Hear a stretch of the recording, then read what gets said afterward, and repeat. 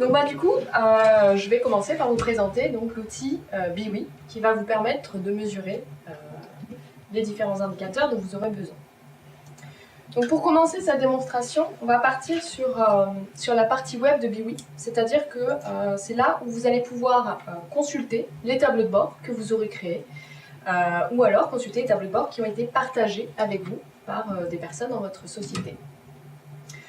Donc dans ce premier exemple, on va ouvrir un premier tableau de bord. Vous allez retrouver des représentations qui peuvent vous être très familières. Donc on a des représentations de type pyramide des âges, la courbe des embauches, la répartition hommes-femmes. Donc là, c'est un tableau de bord que vous pourriez utiliser pour, par exemple, répondre à l'enjeu d'anticiper les flux de personnes. Donc là, l'idée, c'est que vous pouvez avoir ce tableau de bord qui est connecté en temps réel sur vos données pour avoir une vision globale et actualisée de vos effectifs. Et après, vous allez pouvoir aller questionner vos données, c'est-à-dire que je veux m'intéresser aux personnes qui sont susceptibles de partir bientôt, donc par exemple aux personnes de 55 ans et plus. Donc là, on va pouvoir sélectionner la tranche d'âge 55 ans et plus, et mon tableau de bord va se rafraîchir. Donc je vais voir que parmi cette population de 55 ans et plus, eh bien, j'ai 13 femmes et 22 hommes, et en dessous, par exemple, la répartition par service. Donc je vois que au service production et vente et marketing, j'ai environ une quinzaine d'employés qui ont 55 ans et plus. Donc après, je vais pouvoir rentrer dans le détail pour aller voir peut-être dans quelle ligne de service je vais avoir ces personnes qui vont partir pour pouvoir anticiper et voir si c'est nécessaire de les remplacer. Donc là, à l'aide de fonctions de type Zoom, je vais pouvoir rentrer dans le détail et voir que au poste contrôle de production, j'en ai qu'un. Par contre, j'en ai 13 dans la ligne de service production. Et ainsi de suite. Là, je peux descendre jusqu'au poste et voir que j'ai des postes de superviseurs qui sont concernés et également des techniciens. Donc grâce à ces tableaux de bord, vous allez vraiment pouvoir jouer avec vos données, les questionner, descendre d'un niveau de plus en plus précis. Ensuite, si je veux uniquement filtrer sur les hommes, eh bien, je vais pouvoir rajouter un filtre supplémentaire pour vraiment avoir ensuite mes indicateurs sur ces filtres. À tout moment, je peux revenir à une vision globale. Donc là, je peux effacer tous mes filtres et mes zooms qui ont été mis. Je reviens sur ma vision globale de mon entreprise. Et si je veux maintenant plutôt regarder département par département, je peux par exemple filtrer sur production. J'ai ma pyramide des âges associés. J'ai mes indicateurs. Donc je vois que j'ai un taux d'encadrement au service production qui est de 1,90, qui est peut-être un petit peu faible. Si je veux le comparer par exemple à vente et marketing, on va voir que là, on est à 17%. Donc, vous pouvez rentrer dans ce tableau de bord selon différents axes d'analyse en fonction de ce que vous voulez. Là, on vient de voir le côté dynamique du tableau de bord. Vous pouvez également, après, si vous le souhaitez, donc on peut agrandir les éléments pour les voir en plus grand. Et ensuite, vous pouvez également exporter chaque élément un à un sous la forme de PDF, images, si vous voulez les insérer dans vos présentations, dans des bilans sociaux. Et vous pouvez également exporter l'intégralité du tableau de bord au format PDF ou image, et ça va prendre en compte les filtres que vous avez fait au moment de l'export. Comme ça, ça vous permet de pouvoir exporter plusieurs visions de vos chiffres. Donc ça, c'est un premier exemple. Donc là, c'est juste des exemples, parce qu'après, l'idée, c'est que vous soyez autonome pour vous créer vos propres tableaux de bord.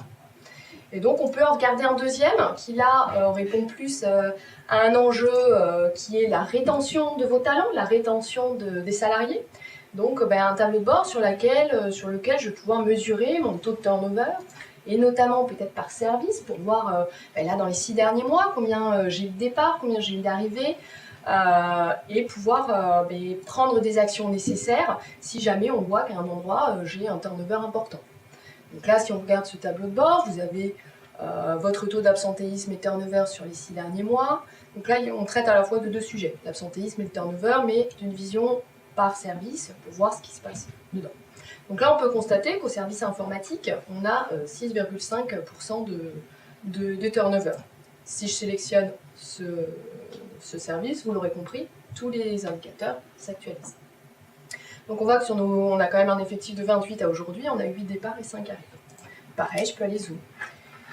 Donc là, les tableaux de bord vont vous permettre de faire des constats. Donc là, on peut constater que peut-être au niveau informatique, il y a quelque chose à faire. Maintenant, quels sont mes leviers? On pourrait imaginer mettre en place un questionnaire d'auto-évaluation auprès des employés, notamment au développement informatique, pour comprendre, essayer de comprendre pourquoi il y a un taux de turnover important. Donc aujourd'hui, vous avez à votre disposition des outils. Alors là, je vais vous en présenter un, ça va être Google Forms. Mais il y a des outils qui sont simples d'utilisation, qui vont vous permettre d'aller collecter de l'information, donc collecter les avis de vos employés, et ensuite les réanalyser. Donc on les analysera, là on va voir comment les réanalyser dans Biwi. Pour un questionnaire d'auto-évaluation, là je vous ai fait un exemple. Après c'était pour évaluer l'autonomie des salariés au sein de l'entreprise. Donc on va le remplir ensemble. Donc l'idée c'est que l'employé va sélectionner le service dans lequel il travaille. Donc je travaille en informatique, mon poste, donc je suis développeur. Et ensuite j'ai des questions qui ont été paramétrées. Donc je comprends bien les objectifs et les priorités de la direction, j'ai les moyens matériels nécessaires. Donc là l'employé va mettre ses notes et la réponse va être envoyée. Après, pour pouvoir analyser ces réponses, donc soit dans l'outil Google Forms, vous avez la possibilité de récupérer les informations au niveau brut, ou alors vous avez juste quelques camemberts qui vous permettent de voir la restitution. Donc pour aller plus loin, l'idée c'est de les analyser avec Biwi. Là, vous allez pouvoir construire vos indicateurs, voir qui a répondu. Donc là, on va aller voir un troisième exemple de tableau de bord qui vous permet d'analyser toute la donnée que vous venez de collecter. Donc là, ce tableau de bord est rafraîchi en temps réel, puisque Google Forms, c'est une solution qui est sur Internet. Donc dès qu'un employé aura rempli, vous aurez les réponses qui sont actualisées. Donc là, sur ce tableau de bord, on peut voir que par rapport à l'enquête que j'ai envoyée, nous avons 64% des personnes du département informatique qui ont répondu, ce qui représente 100 personnes. J'ai 44 personnes de la qualité. La moyenne générale de cette évaluation est de 5,91, donc un petit peu en dessous de l'objectif que je me suis fixé, qui était de 6. Et après, j'ai le détail, question par question, donc avec des pastilles rouges qui permettent de voir la moyenne générale pour chaque question et voir où est-ce que je peux m'améliorer. Vous l'aurez compris, si je sélectionne informatique, mes chiffres vont s'actualiser. Donc là, pour informatique, c'est un peu la même tendance générale. Donc on a les 3 premiers items sur le supérieur immédiat, la confiance du manager et les moyens matériels qui sont assez faibles. Ensuite, ici, on a le détail pour chacune des questions, les différentes notes qui ont été attribuées et le nombre de répondants qui ont donné cette note. Donc par exemple, pour la question « J'ai les moyens matériels », on a 5 personnes qui ont répondu à la note 5 et 8 personnes qui ont répondu à la note 7. Donc là, je viens de vous présenter le résultat final. Donc maintenant, comment vous pourriez arriver à mettre cela en place? Bien, c'est ce qu'on va voir dans la deuxième partie de la démonstration. Première étape, je vais créer mon formulaire d'auto-évaluation. Donc pour ça, je vais vous montrer avec Google Forms. Donc après, vous pouvez utiliser cet outil ou l'autre. Donc je vais créer un questionnaire. Donc, je ne vais pas le créer en entier, mais c'est juste pour vous montrer. Donc là, je vais mettre évaluation. Donc on va lui mettre un titre. Et ensuite, on peut commencer à mettre les questions. Donc les questions, vous allez pouvoir mettre par exemple le service en choix multiples. Vous allez mettre informatique. Et on peut en mettre plusieurs, donc qualité. Et au fur et à mesure, vous pouvez rajouter des questions, rajouter des sections. Donc là, je vais mettre par exemple une autre question qui est j'ai la confiance de mon manager. Et je vais déterminer le type de réponse. Donc là, je ne vais pas être sur un choix multiple, mais je vais plutôt proposer une échelle linéaire, comme ça a été mis dans mon exemple. Donc je vais mettre une échelle linéaire. Et là, je peux définir si je vais de 1 à 5, de 0 à 10. Donc là, vous définissez. Vous pouvez mettre un libellé pour 1 et un libellé pour 5. Et ensuite, vous pouvez dupliquer les questions pour garder tout vos paramétrages que vous avez fait précédemment. Vous pouvez ensuite le visualiser pour voir à quoi il ressemble. Et après, bien évidemment, le partager à vos collaborateurs. Donc ça, c'est la première étape. J'ai collecté mes données. Une fois que je les ai, maintenant, je veux les exploiter. Donc là, on va passer dans la partie Biwi, donc dans la partie logiciel.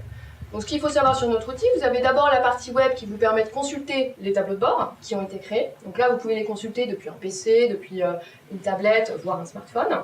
Et après, on a un petit logiciel qui s'installe sur votre poste par double clic, sans avoir besoin de droit d'administrateur en particulier, qui va vous servir à créer les tableaux de bord. Donc là, je me connecte à l'outil Biwi pour créer le tableau de bord sur mes résultats de mon enquête. La première étape, ça va être de me connecter aux données.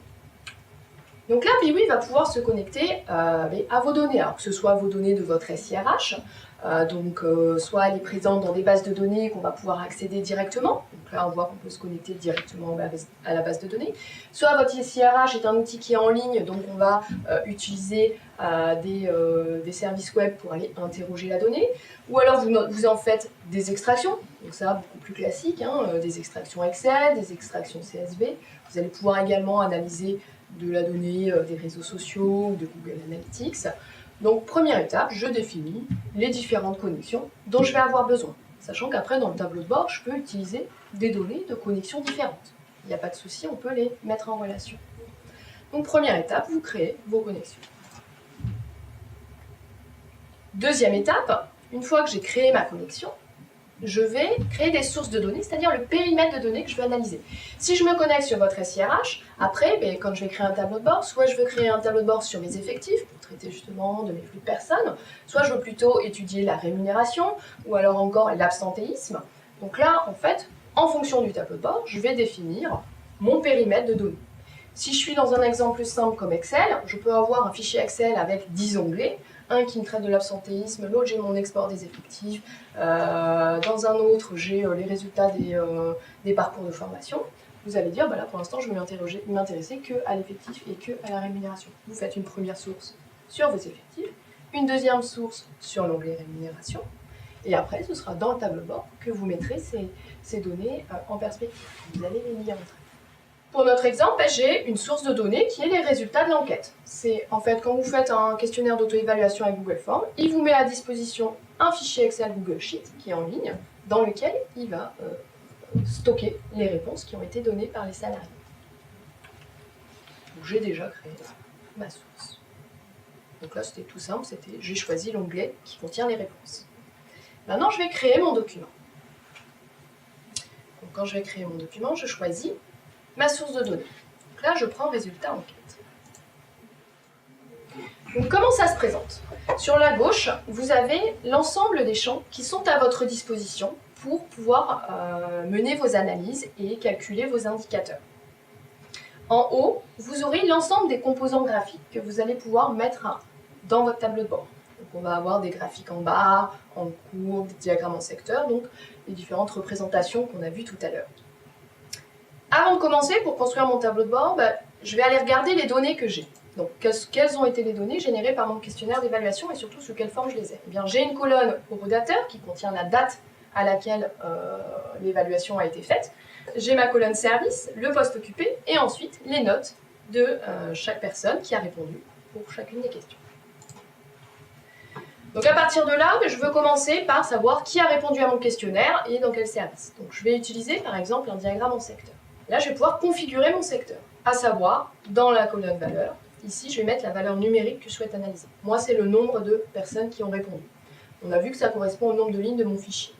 Donc, je vais prendre, par exemple, n'importe quelle colonne et je mets nombre. Là, on voit que j'ai 156 personnes qui ont répondu à mon enquête. Je souhaite maintenant découper ce secteur par poste. Si je prends poste occupé, que je glisse en argument pour découper, je vois par poste, alors je vais plutôt le mettre par service d'abord, on retrouve bien mon service informatique, mon service qualité, mon service administration et marketing.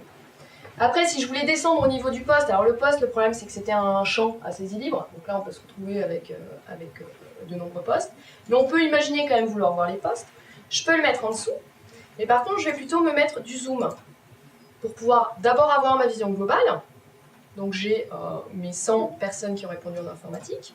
Et ensuite, je descends et là je vois que j'ai mes analyses développeurs, data analystes et architectes. Donc là j'ai fait un premier élément. Maintenant, si je veux m'intéresser plus aux notes qui ont été données, je vais me mettre par exemple une grille qui va me mettre la réponse à la question « J'ai la confiance de mon manager ». Je vais glisser « J'ai la confiance de mon manager ». Par défaut, il m'a fait la somme de la colonne. Donc là, j'ai 795, c'est une donnée qui n'est pas vraiment exploitable. Moi, je souhaiterais plutôt la moyenne, la note moyenne donnée à cette question. Bien là, vous allez pouvoir sélectionner la fonction d'agrégation que vous souhaitez appliquer. Si on veut compter un effectif, on va être plutôt sur un comptage nombre distinct de mon ID employé. Là, moi, je vais mettre moyenne de ma note. Donc, on obtient 5,1. Si je veux voir ça, mais par poste ou par service, je vais prendre mon service que je vais rajouter. Là, j'ai donc, je vois pour service, donc il y a la moyenne générale pour administration est de 6, 5,25 et j'ai carrément 2,75 côté marketing et communication. Peut-être que là, il faudrait voir ce qui se passe côté manager dans la direction marketing. Après, vous allez pouvoir ajouter, par exemple, des petites pastilles de couleurs pour que ce soit plus visible, savoir où est-ce qu'il y a des problèmes. Donc là, les pastilles de couleurs, soit sous forme pourcentage ou valeur. Voilà. Donc là, je vois où est-ce que c'est bien et pas bien dans ce portail. Après, sinon, une autre représentation, c'est de pouvoir voir, comme je l'ai fait tout à l'heure, pour une question en particulier, les différentes notes qui ont été attribuées et combien de personnes ont répondu à cette note. Pour ça, je vais choisir la représentation visuelle sous la forme d'un graphique en bas. Je vais prendre mon graphique. Je vais prendre les notes. Je vais déjà mettre le nombre de personnes qui ont répondu. Donc ça, c'est le nombre de lignes de n'importe quel champ. Donc là, je retrouve bien mes 156 personnes. Et après, je vais prendre le champ « J'ai la confiance de mon manager » que je vais mettre en argument pour avoir une barre par valeur. Je vais juste dire que mon argument est discret, puisque c'est des notes, je n'ai pas besoin de voir. Et là, je retrouve bien 1, 2, 3. Donc là, j'ai 36 personnes, excusez-moi, qui ont donné la note 4 à la question « J'ai confiance en mon manager ». Après ça, cette vision, j'aimerais l'avoir pour chaque service. Eh bien, je peux dire que je veux que mon diagramme en secteur agisse en tant que filtre sur le reste du tableau de bord. Donc là, je vais sélectionner mon diagramme en secteur et je vais dire qu'il va agir en tant que filtre. Ça, je vais pouvoir cliquer sur informatique et là, j'ai les notes qui ont été données par les personnes au service informatique. La qualité. Si je veux descendre encore plus au détail du poste, là, je vais prendre architecte et pareil, ça s'est actualisé et j'ai mes notes des architectes. Enfin, dernier petit graphique. Généralement, quand on fait des enquêtes d'auto-évaluation, on va lancer une première enquête, et puis l'idée, ça va être de mener un plan d'action, et ensuite, on aimerait bien mesurer et savoir si le plan d'action a apporté ses fruits. Donc là, on pourrait imaginer vouloir suivre la moyenne générale de l'évaluation au fil du temps. Donc si j'ai lancé plusieurs enquêtes successives. Donc là, dans Biwi, on a vu qu'on a exploité les champs directement de ma source de données, mais vous avez la possibilité de créer vos propres champs calculés pour aller calculer mon taux de turnover, des choses comme ça. Donc là, vous allez avoir un éditeur d'expression qui est proche de celui d'Excel, dans lequel vous allez pouvoir utiliser des fonctions d'agrégation, implémenter vos propres règles de gestion, si vous avez des règles de gestion implémentées, si ma colonne vaut telle valeur, alors j'applique cette valeur-là. Vous pouvez faire tout un ensemble de calculs. Moi, j'aimerais avoir la note générale de mon évaluation. Concrètement, c'est la somme des 6 notes qui ont été données, enfin des 6 questions, que je divise par 6. Donc là, du coup, je vais prendre mes différentes questions. Donc j'ai la confiance du manager, auquel je vais sommer. J'ai les moyens nécessaires. Ensuite, je vais prendre la note qui a été attribuée pour les moyens organisationnels également. Je comprends bien les objectifs qui m'ont été assignés. Et enfin, je n'ai pas peur de l'échec. Donc je vais sommer les notes qui ont été données à ces 6 questions. Je mets la parenthèse. Et je divise le tout par 6. J'obtiens ma moyenne générale de mon enquête. Et je souhaiterais analyser cette moyenne générale par rapport au temps, pour voir si je me suis améliorée. Donc je vais prendre cette moyenne générale que je vais glisser en valeur, puisque c'est bien la valeur numérique que je souhaite analyser. Et maintenant, je souhaite l'analyser en fonction du temps.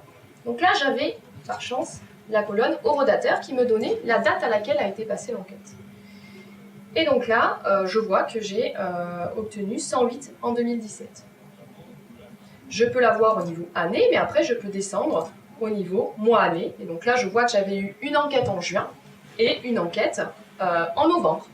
Je vois que j'avais une moyenne générale. Alors, excusez-moi, je n'ai pas mis moyenne. Donc forcément, j'ai une note de 54. Si je mets moyenne, je suis à 4,91. Et j'ai obtenu 4,89 en novembre. Donc finalement, on a vu que c'était stable. Ça n'a pas forcément porté les fruits Donc voilà pour la partie un petit peu démonstration. Donc j'ai fait mon premier tableau de bord. J'ai pas exploité toutes les représentations graphiques qu'on a, hein, mais vous avez également des représentations sous forme de cartes. Donc où vous allez pouvoir représenter vos indicateurs sur une carte avec les départements ou les communes et avoir des couleurs ou des points qui sont plus ou moins gros en fonction de vos effectifs, de la satisfaction des couleurs, etc. Donc maintenant j'enregistre mon tableau de bord. Et une fois qu'il est enregistré, je peux aller visualiser sur le web. Il est directement disponible sur le web. Uniquement pour moi, avec mon identifiant. Pour l'instant, je ne l'ai pas partagé. Et si je clique sur voir sur le web, j'ai accès à mon tableau de bord que je viens de développer avec les interactions que j'ai définies. Si je souhaite maintenant partager ce tableau de bord, eh bien, j'ai la fonction partager, où là je vais pouvoir aller sélectionner les personnes à qui je souhaite le partager et dire si je le partage uniquement en consultation ou en modification, si on est plusieurs à travailler sur le tableau de bord. Donc, vous allez pouvoir partager à des utilisateurs ou à un groupe d'utilisateurs. Donc ça, c'est le premier moyen de partage classique. Sinon, vous avez également un deuxième moyen de partage qui peut être utile pour le pilotage, où là, vous allez pouvoir vous envoyer par mail, de manière automatique toutes les semaines. Donc par exemple, les congés à valider, vous faites un tableau de bord avec les congés à valider, vous l'envoyez par mail toutes les semaines, ce qui vous permet d'être sûr de suivre ce qui vous reste à valider. Donc ça, vous pouvez ajouter des destinataires, vous choisissez le jour que ça doit être envoyé, la périodicité, et évidemment les destinataires du mail. Vous pouvez configurer le corps du mail pour le personnaliser comme vous le souhaitez. Et là, ça va envoyer un export PDF, comme on l'a vu tout à l'heure, vous pouvez exporter directement dans votre boîte mail. Donc voilà pour un aperçu de la solution Biwi qui vous permet de pouvoir créer vos propres tableaux de bord, de jouer avec la donnée, avec, comme on a pu voir, de simples glisser-déposer, vous obtenez les chiffres qui sont actualisés en temps réel et vous pouvez vraiment modifier comme vous le souhaitez. Comment se fait l'agrégation de plusieurs bases de données? Alors, donc, si vous voulez mettre en relation plusieurs bases de données, donc l'idée, ça va être dans un premier temps, je vais avoir créé mes différentes sources de données. Donc là, j'ai ma source enquête. Si maintenant je voulais la mettre en perspective par rapport à mon plan d'action que j'ai effectué, je vais créer une deuxième source. Et dans le tableau de bord, ici au niveau de réglage du tableau de bord, vous avez trois possibilités pour ajouter une source de données. Soit je la rajoute de manière indépendante, c'est-à-dire que ça va donc je choisis une autre source de données ici. Si je la rajoute de manière indépendante, on va avoir dans la liste déroulante une nouvelle source de données qui va apparaître. Sinon après, j'ai la possibilité de l'ajouter en union. Donc là, c'est que toutes mes lignes de mon deuxième jeu de données vont être ajoutées au premier. Biwi va gérer automatiquement les colonnes qui ont le même nom, il va considérer que c'est un axe d'analyse commun. Toutes les colonnes qui n'ont pas le même nom, elles seront considérées distinctes, mais pourront interagir avec les axes d'analyse communs. Et sinon, vous pouvez également les lier à l'aide d'une jointure. Donc par exemple, si là j'avais mon ID employé dans l'évaluation, et que à côté de ça, j'ai un fichier Excel dans lequel j'ai le détail de mon employé avec des informations personnelles ou plus détaillées, je vais dire à Biwi que je souhaite rajouter une deuxième source de données dans ce tableau de bord qui est mon détail de mes employés. J'ajoute ma source de données et après je vais spécifier à Biwi quel champ j'utilise. Donc je vais dire que dans mes résultats d'évaluation, c'est le champ identifiant employé qui correspond au champ ID de mon fichier Excel. Donc là, vous définissez le passage d'un fichier à un autre et il va aller rajouter les colonnes supplémentaires là où il est capable de faire la jointure. Ça, c'est les trois solutions que vous avez. Jointure, union ou ajouter de manière indépendante. Donc indépendante, c'est que vous pourrez dans le même tableau de bord mettre des indicateurs, mais qui ne seront pas liés entre eux. Vous pensez à quelque chose en particulier? Oui, par exemple, les SIRH sont souvent couplés à d'autres systèmes d'information de l'entreprise. En l'occurrence, le client avec lequel je travaille en ce moment a des conducteurs, donc tous les temps de conduite doivent être maillés pour pouvoir rémunérer les heures supplémentaires, etc. Donc typiquement, il faut pouvoir joindre des bases de données qui sont complètement distinctes et une en particulier qui n'appartient pas au SIRH. Il faut aller chercher les données ailleurs. Donc là, justement, vous avez la possibilité, puisque quand vous créez la connexion, quel que soit son type, après pour Biwi, elle est considérée comme étant du même type et vous allez pouvoir les lier entre elles directement ici. Et donc la requête se fait par le biais de cette fenêtre, c'est ça? La requête... L'organisation des données se fait comment? Alors, c'est plutôt dans mes sources de données, je pense.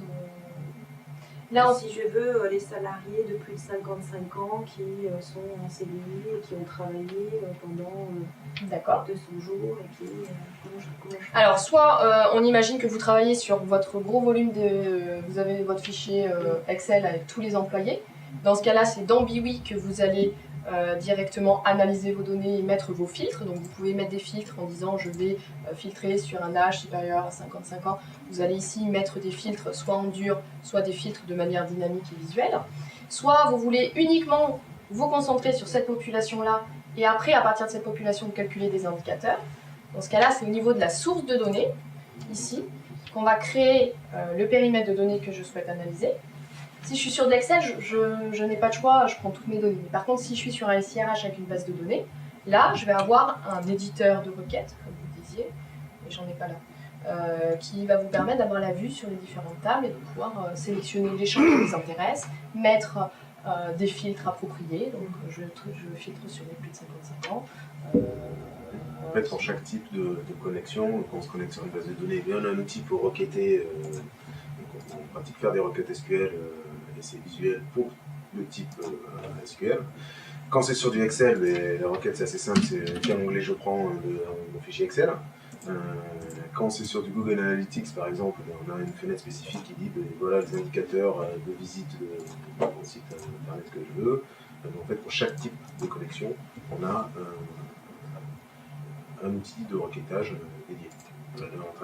Voilà, donc là par exemple, je suis sur ma base de données, je vais interroger mes données Human Resources et donc je veux m'interroger sur la table employée. Donc là, je double-clique sur la table employée et ce qui m'intéresse, c'est de récupérer l'ID, l'organisation, le job title.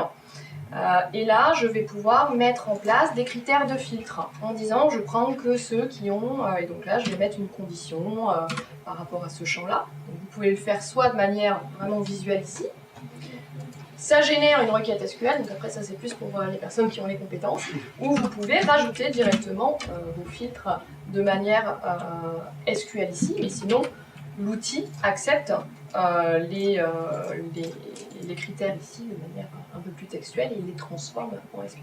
Ça, c'est la partie la plus technique. Hein. Normalement, c'est en métier, on est plutôt sur la partie je métier, qui sont connectés et je fais mon analyse. En fait, une fois que les sources de données sont faites, on n'a pas besoin de les retoucher. Ça y est, on a une connexion à la liste de tous les employés. Surtout si après vous avez l'habitude des rapports qui existent effectivement où traditionnellement quand on fait un rapport en entreprise on est obligé de dire ce qu'on veut exactement, de l'extraire en disant je veux les personnes de plus de 50 ans tel secteur et à la fin on a nos tableaux de bord et finalement le choix c'est la couleur du titre. Là la philosophie de l'outil c'est vraiment de dire on sait que vous ne savez pas forcément à l'avance si c'est vraiment cette population là que vous voulez voir. La Mélanie l'a bien montré tout à l'heure, elle avait un tableau de bord qui couvrait toute entreprise. Pourquoi est-ce qu'elle s'est intéressée à la population des informaticiens? Elle ne le savait pas à l'avance, c'est quand elle a vu son ensemble de données qu'elle a fouillé dedans, qu'elle a joué avec. Donc on est vraiment dans des outils d'aide à la découverte de données où on est dans la phase amont créative. Ce que vous disiez tout à l'heure, c'est que vous avez besoin d'analyser les données, vous savez que vous devez les analyser, mais vous ne savez pas tout de suite me dire je sais exactement le rapport dont j'ai besoin et je vous le dessine. Et c'est d'ailleurs le problème que l'on a souvent quand on va devoir s'adresser aux directions informatiques, où quelque part la direction informatique va vous dire ok, mais moi je vais pas passer trop de temps, j'ai pas les moyens matériels de passer du temps à affiner avec toi ce que tu veux, dis-moi exactement ce que tu veux, on le fait, il n'y a pas de souci, mais dis-moi exactement ce que tu veux avec les règles de calcul, la colonne que tu veux, les fils que tu veux. Et donc là, on comble ce vide en disant on vous laisse accéder à l'information. Ce qui est intéressant, c'est les volumétries de données que l'on peut monter, la vitesse de traitement et la facilité que l'on a dans l'outil à les naviguer dedans pour justement fouiller, savoir. Effectivement, peut-être qu'après, vous allez mettre en place, identifier un vrai problème qui va nécessiter de mettre en place des tableaux de bord plus réguliers, plus périodiques. Peut-être que l'IT à ce moment-là aura envie de l'industrialiser. Mais en tout cas, vous avez fait tout ce travail de découverte en toute autonomie, et c'est vraiment ça la force, la valeur ajoutée, qui aujourd'hui est le maillon manquant en entreprise. Parce que du reporting, vous en avez déjà, mais vous n'avez pas la main pour le faire. Donc sur la philosophie, voilà, c'est ce qu'il faut bien retenir, c'est que on va plutôt être dans de la fouille de données pour savoir à la fin ce que l'on veut et figer les filtres à la fin, plutôt que dire a priori, je veux exactement ça. Et puis, ah ben mince, pas de bol, en fait, il fallait que je prenne aussi ceux qui avaient 53 ans.